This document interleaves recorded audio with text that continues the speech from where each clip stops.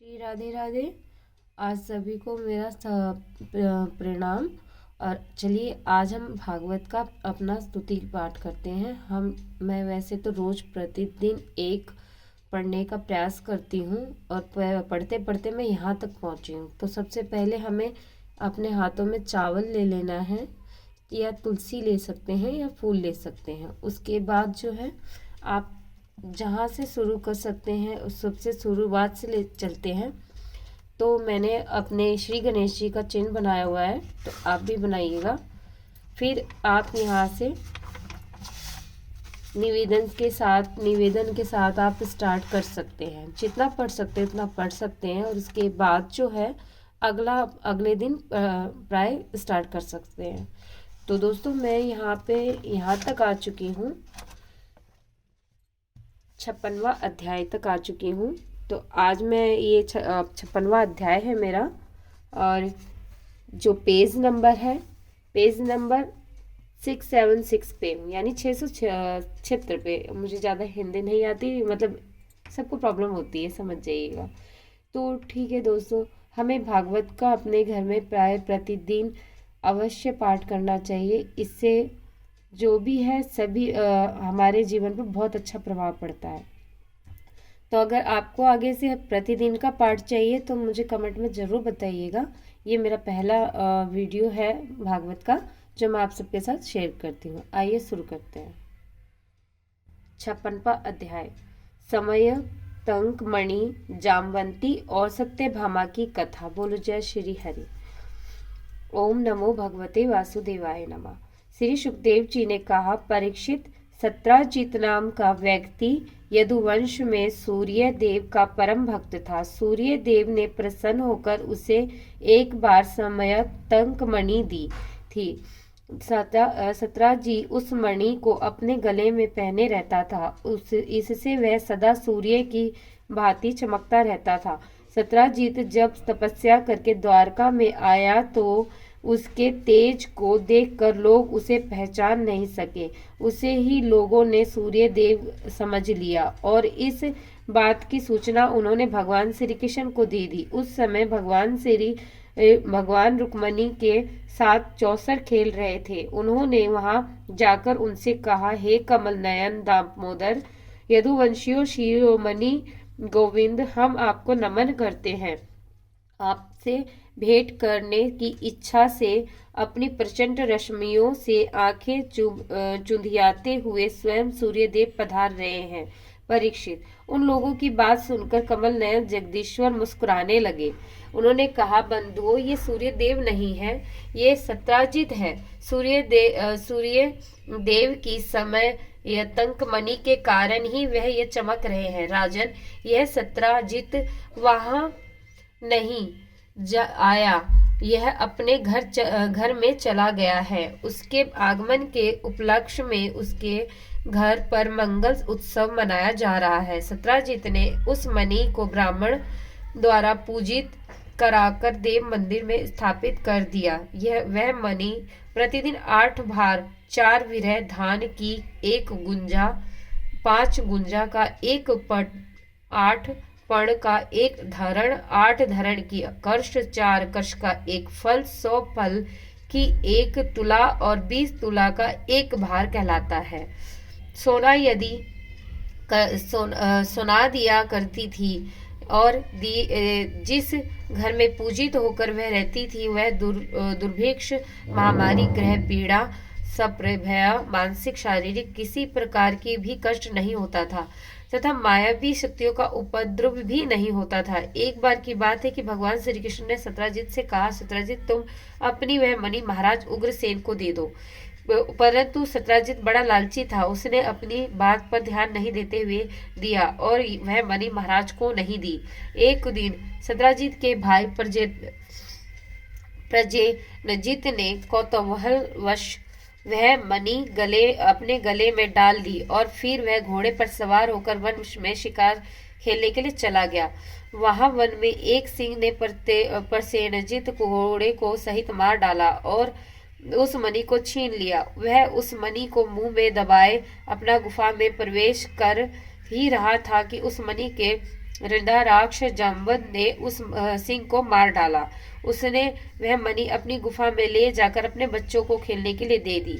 उधर सत्राजित का भाई वन से नहीं लौटा तो उसे बड़ी चिंता हुई। वह सोचने लगा कि मेरा भाई मणि लेकर वन में गया था और कहीं ऐसा तो नहीं कि कृष्ण ने मणि के लिए मेरे भाई प्रसेनजीत को मार डाला हो। सत्राजित ने इस बात को घर में कहा तो परस्पर दबे छिपे बातचीत करने लगे। बात भगवान श्री कृष्ण के पास तक पहुंची तो उन्हें इस बात का बड़ा दुख हुआ कि उनके माथे पर व्यर्थ ही कलंक का टीका लगाया जा रहा है। तब वे सभ्य पुरुषों को साथ लेकर उनमें प्रसेनजीत को ढूंढने के लिए गए। वन में उन्होंने प्रसेनजीत और उसके घोड़े का शव देखा तो वह किसी सिंह ने मार डाला था। वह सिंह के पैरों के चिन्ह देखते हुए उस सिंह को गुफा पर पहुंचे तो वहां देखा कि रीछ ने सिंह को मार डाला है और मणि वहां पे भी नहीं थी। वे सभी रीछ के पैरों के निशान देखकर रीछ की गुफा के ओर पहुंचे तो वहां भगवान श्री कृष्ण ने अपनी सभी को गुफा के से बाहर रुकने के लिए कहा और स्वयं गुफा में प्रवेश कर गए। वहां से गहन अंधेरी गुफा में काफी आगे जाने पर उन्हें प्रकाश दिखाई दिया। उन्होंने आगे बढ़कर देखा कि मणि से रीछ के बच्चे खेल रहे हैं। भगवान उन रीछ के बच्चों के पास चले गए। भगवान ने एक अपराजित मनुष्य को देखा तो सुरक्षा की दृष्टि में भयभीत होकर वे चीखे चिल्लाने लगे। मनुष्य उनकी आवाज सुनकर रुद्रराज जाम्बवान वहां आए और श्री कृष्ण को एक साधारण मानव समझकर उन्हें ललकारते हुए उन पर टूट पड़े। दोनों के मध्य युद्ध शुरू हो गया। वह मतलब युद्ध 28 दिनों तक चलता रहा। भगवान श्री कृष्ण ने घूसों रुद्रराज के शरीर पर जोर जोर से ढीला कर दिया। तब अत्यधिक चकित होकर गिद्धराज ने युद्ध रोककर उनसे कहा, प्रभु मैं जान गया कि आप ही समस्त प्राणियों के स्वामी हैं, रक्षक हैं और आदि पुरुष श्री विष्णु भगवान हैं। आप ही सबके प्राण और इंद्रिय बल हैं। आप ही सबके आत्मा हैं। आपने ही त्रेता युग में समुद्र पर सेतु बांधा था और लंकेश का वध किया था। आप मेरे राम जी हैं और जो द्वापर में भगवान श्री कृष्ण के रूप में पधारे हैं। परीक्षित जब राजा जाम्बवत के ने उन पहचान लिया तो भगवान श्री कृष्ण ने मंद मंद मुस्कुराते हुए उनके शरीर पर हाथ फेरा। जाम्बवत की सारी पीड़ा समाप्त हो गई। तब भगवान ने कहा, रुद्रराज हम इस समय तक मणि के लिए यहाँ आए हैं ताकि हम पर लगा कलंक मिटे।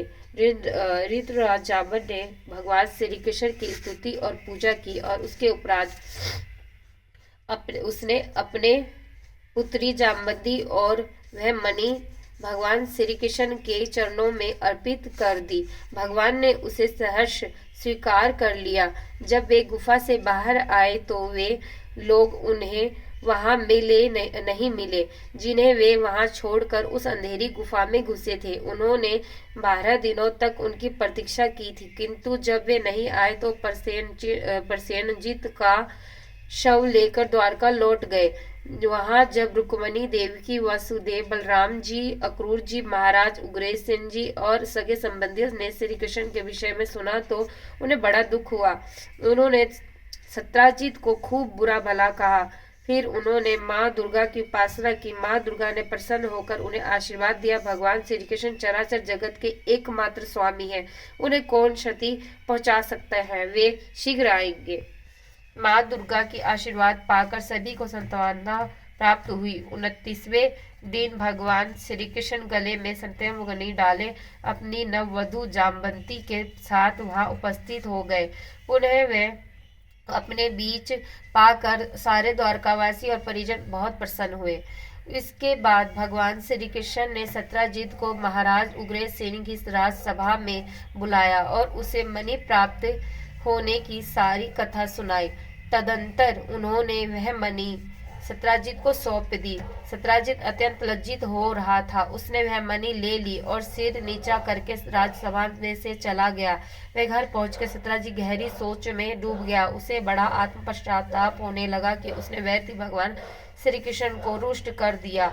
उन्हें प्रसन्न करने के लिए अपनी सुंदर पुत्री सत्यभामा और सत्यमय मणि भगवान श्री कृष्ण को देने का निर्णय किया। वह अपनी पुत्री सत्यभामा और उस मणि को लेकर भगवान के पास पहुंचा और अपने अपराध की क्षमा मांगते हुए उसने सत्यभामा मणि को स्वीकार करने की प्रार्थना की।